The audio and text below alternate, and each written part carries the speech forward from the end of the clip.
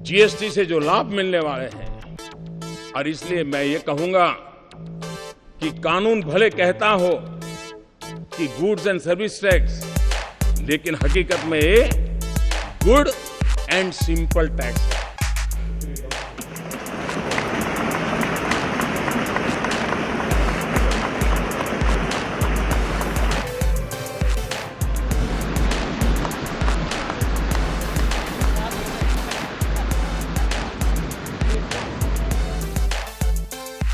पिछले कई वर्षों से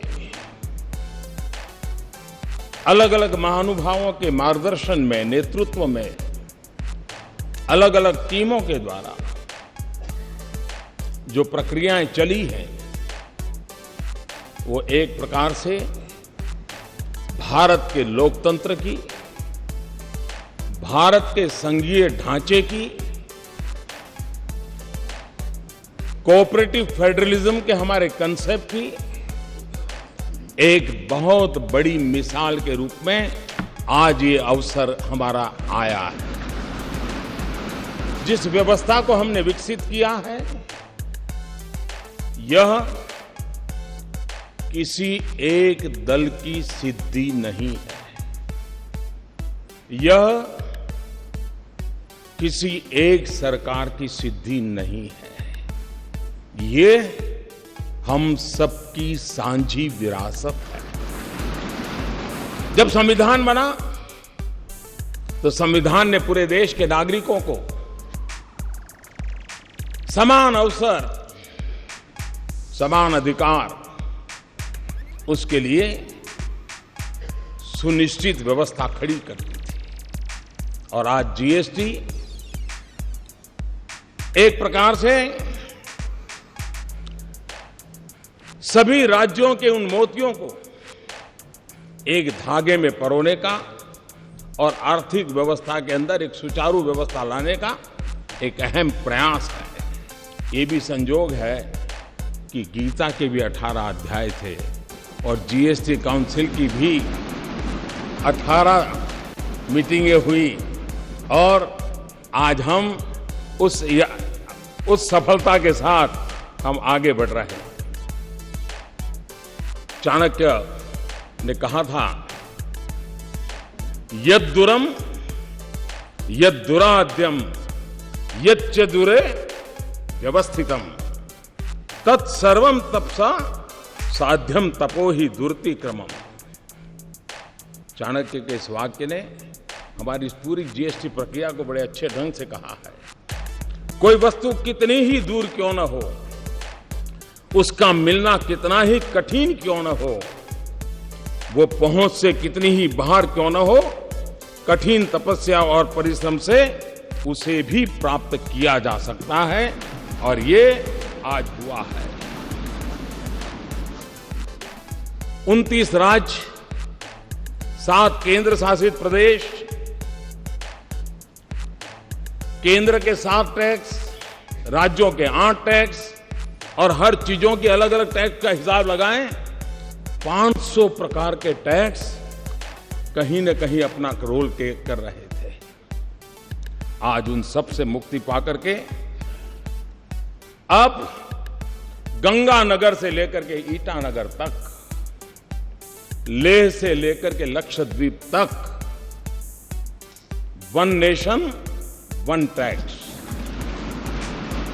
ये सपना हमारा साकार होके रहेगा। जीएसटी के कारण ऑक्ट्रोय की व्यवस्था हो, एंट्री टैक्स हो, सेल टैक्स हो, वैट हो, न जाने कितनी चीजें, सारा वर्णन उन्होंने विस्तार से किया, सब खत्म हो जाएगा। एक ऐसी व्यवस्था है जो ज्यादा सरल है, ज्यादा पारदर्शी है। एक ऐसी व्यवस्था है जो काले धन को और भ्रष्टाचार को रोकने में एक अवसर प्रदान करती है। एक ऐसी व्यवस्था है जो ईमानदारी को अवसर देती है, जो ईमानदारी से व्यापार करने के लिए एक नया उत्साह और उमंग भरने की व्यवस्था इससे मिलती है। एक ऐसी व्यवस्था है जो नए गवर्नेंस के कल्चर को भी लेकर के आती है और जिसके द्वारा जीएसटी हम लेकर के आए हैं। टैक्स टेररिज्म और इंस्पेक्टर राज, ये बात कोई नई नहीं है।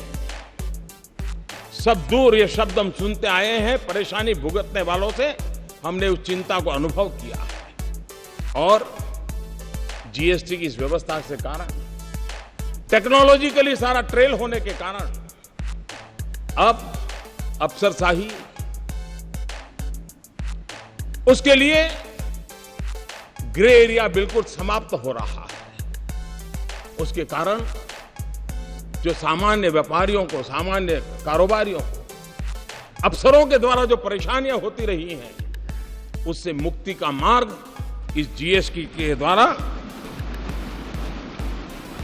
कोई ईमानदार व्यापारी बेवजह परेशान हो, वो दिन इसके साथ खत्म होने की पूरी संभावना इस जीएसटी के अंदर है। इस पूरी व्यवस्था में छोटे व्यापारियों को 20 लाख तक का व्यापार करने वालों को पूरी तरह मुक्ति दे दी गई और जो 75 लाख तक है उनको भी कम से कम इस चीजों से जुड़ना पड़े, इसकी व्यवस्था की है।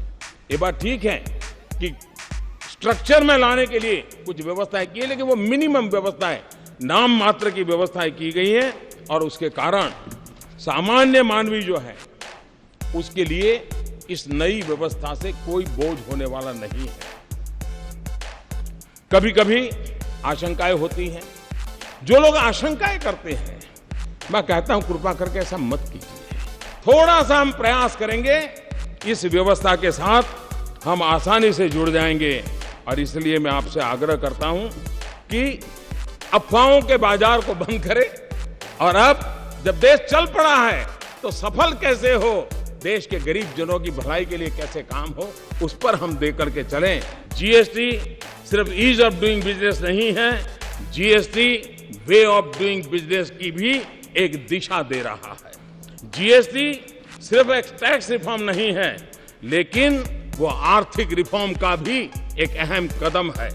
जीएसटी आर्थिक रिफॉर्म से भी आगे एक सामाजिक रिफॉर्म का भी एक नया तबका, जो एक ईमानदारी के उत्सव की दिशा में ले जाने वाला ये बन रहा है। कानून की भाषा में GST goods and service tax के रूप में जाना जाता है। जीएसटी से जो लाभ मिलने वाले हैं, और इसलिए मैं ये कहूंगा कि कानून भले कहता हो कि गुड्स एंड सर्विस टैक्स, लेकिन हकीकत में ये गुड एंड सिंपल टैक्स है।